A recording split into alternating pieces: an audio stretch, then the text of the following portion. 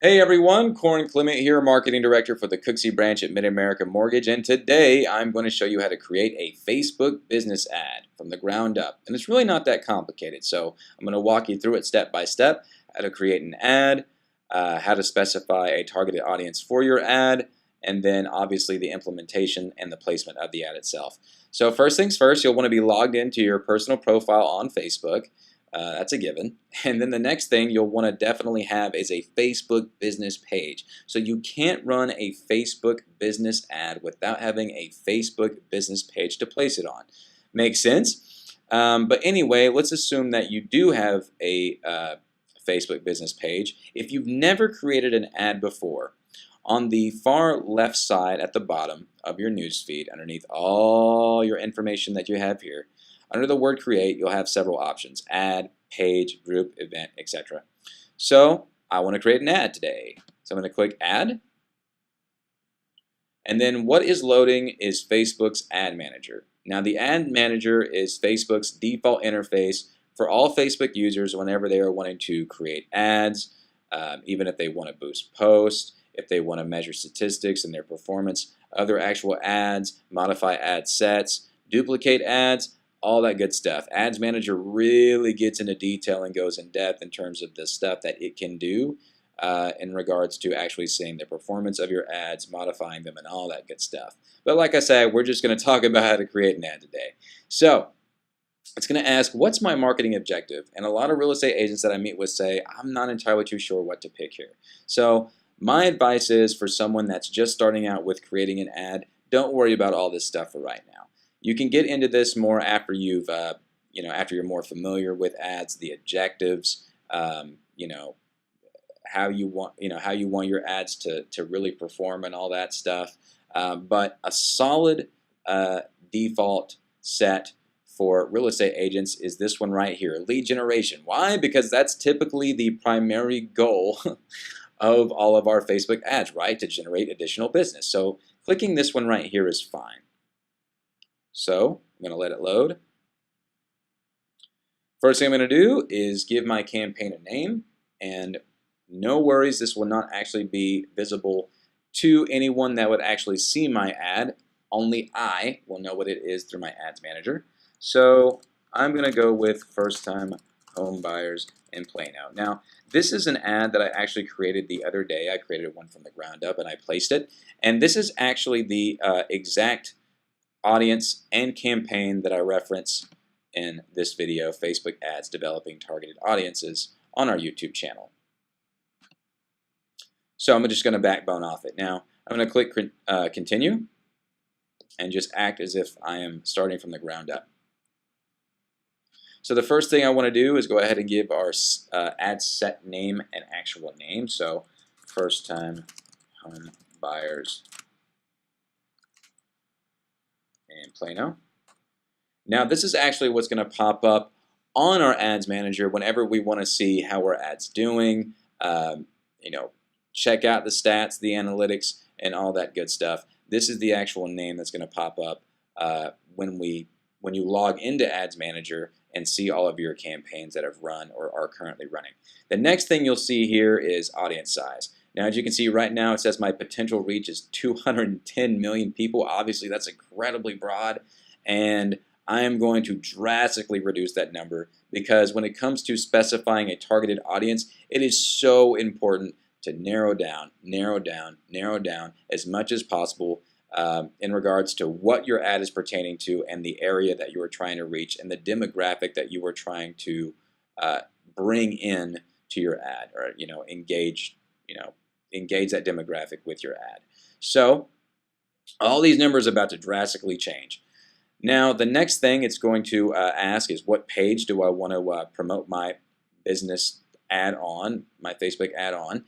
And my default that it has is First Time Homes in North Dallas. This is actually a business page I created. It's what I like to refer to as a niche business page. I try and drive traffic to this business page because I run multiple first-time home buyer listings on this page, and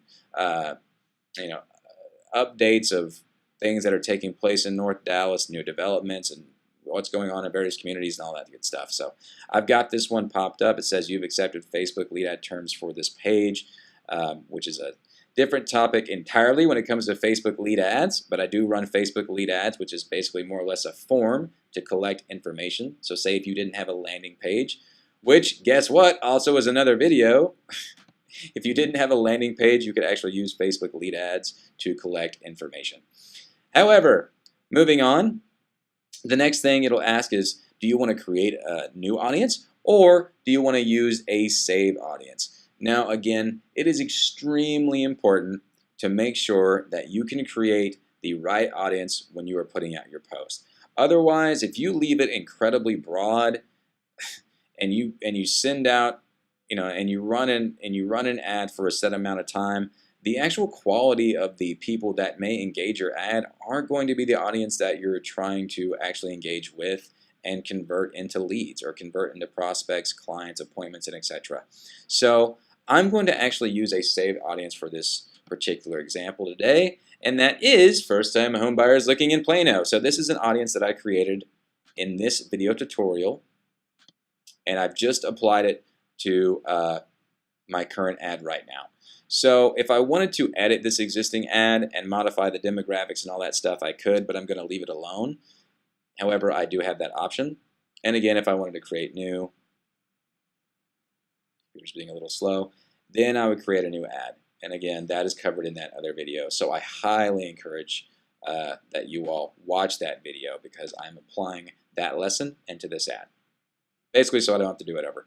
And as you can see here, my numbers have been drastically affected. I've got more of a defined audience. I've got an updated daily reach, which is currently set for a $20 budget, which is going to drop even a little lower because I'm going to modify this to $5 a day. I definitely don't believe, and most real estate professionals that I know that do a lot of Facebook ads don't do $20 ads a day.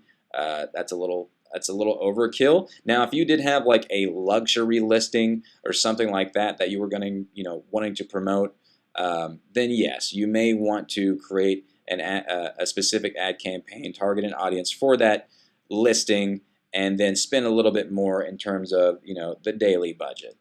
Then you may want to up it. But I'm going to keep that at $5 a day. It should change here in a second. There we go. Now this right here, placement. Show your ads to the right people in the right places.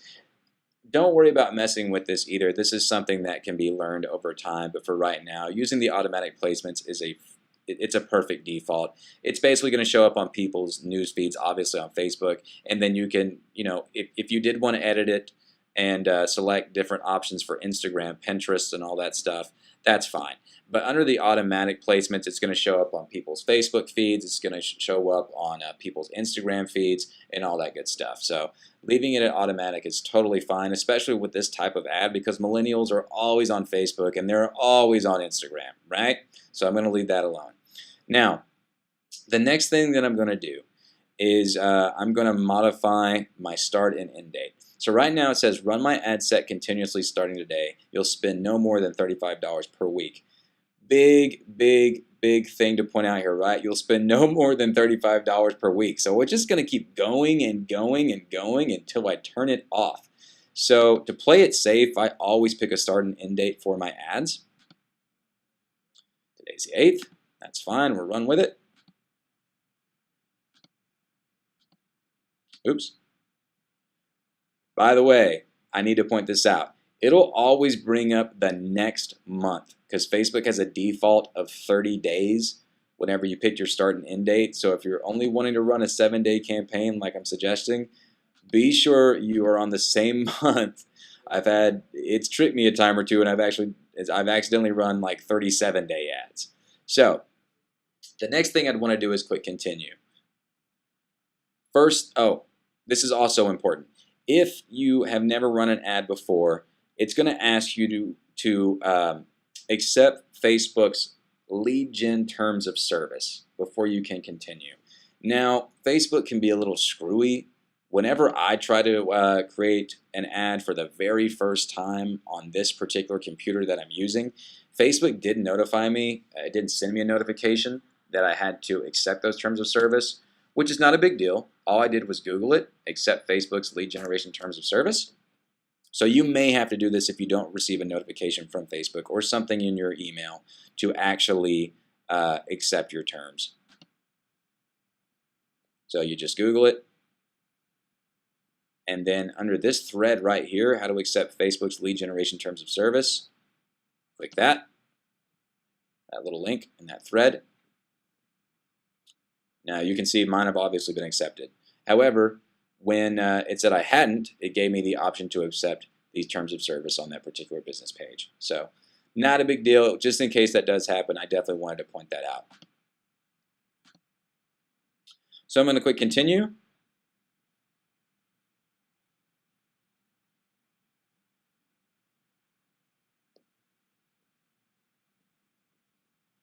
All right. Come on. Like I said, I apologize.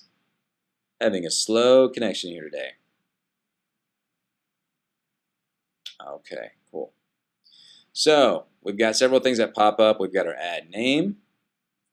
You'll see this, ad name and reporting inside tips and notifications on your ads manager.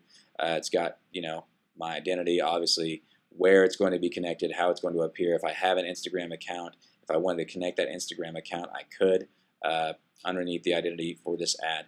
For the format, you have several different options, right? I recommend just a single image. I don't recommend utilizing a carousel. I think that's a little too complex. A single image is usually fine enough in terms of generating the attention of your audience. And most ads that you see on Facebook, wow, I can't talk today, Facebook are single image, or they're going to be single video ads. So I'm going to go with single image for this particular ad, which would be perfect if I wanted to promote a listing as well. Now, if I wanted to upload a picture of a property in North Dallas that was currently available, say I found the best looking house, I searched on the MLS, or I did a search in my own CRM or whatever, and I found the best looking picture of a house that was just listed, or a house that's been listed, I don't know, in Plano. Then I can go in here and actually upload this picture and set it. So I'll go ahead and do that. Let's just, actually, I think I already have one on here. So I'm going to X that out. I'm going to upload image. Downloads. So obviously, you can go here and select your picture. There we go. Just listed. I'm going to open that. It's going to upload.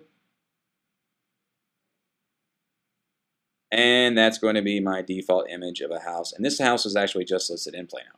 So now here I have the option to enter various text, which will pop up on my ad itself. So this will actually pop up above the image. So first time, I don't know, let's check out these newly listed homes in Plano.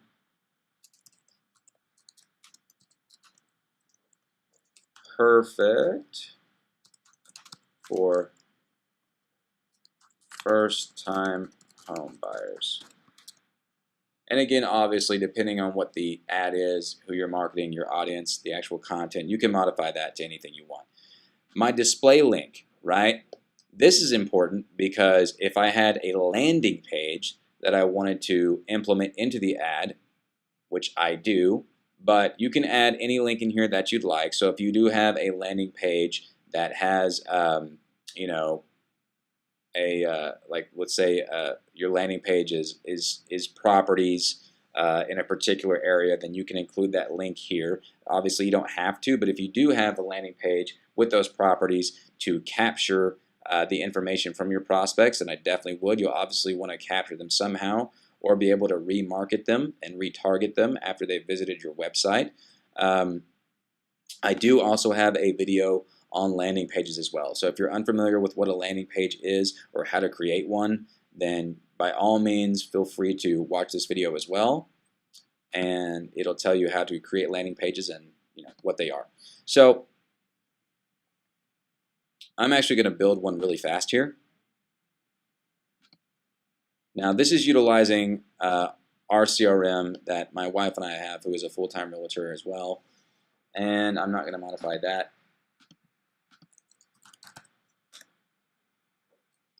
But basically, you're going to see what I'm going to do here, and I actually covered this in creating this particular landing page. Okay, so I'm just going to go to the search function on the back end of our website. There we go. Because I'm in the first-time home buyer range, I'm going to select 250. My options, I'm going to do just listed, which there may not be many. It is Plano. I've got 5. And I'm going to copy and paste this link. That way, when people actually go to click on that link, they'll get directed to this page in order to view those properties. And my hashtag, which is used to identify certain people and prospects that are kicked into my CRM. So whenever my leads get generated, they'll be captured into my CRM from my landing page. Facebook first-time home buyers in Plano, and I can change the background. Again, this is all covered in the landing pages video as well, and there are multiple platforms out there to create landing pages. And even if you aren't able to create a landing page, it's not a big deal. Facebook actually has another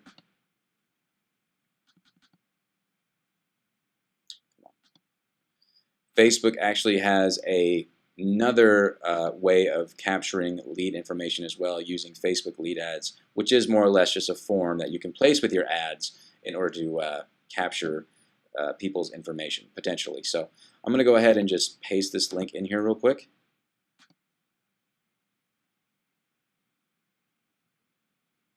I'll give it a headline.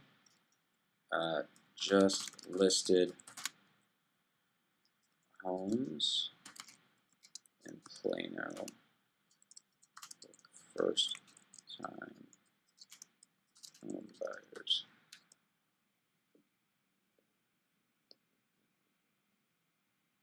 And it's going to pop up there.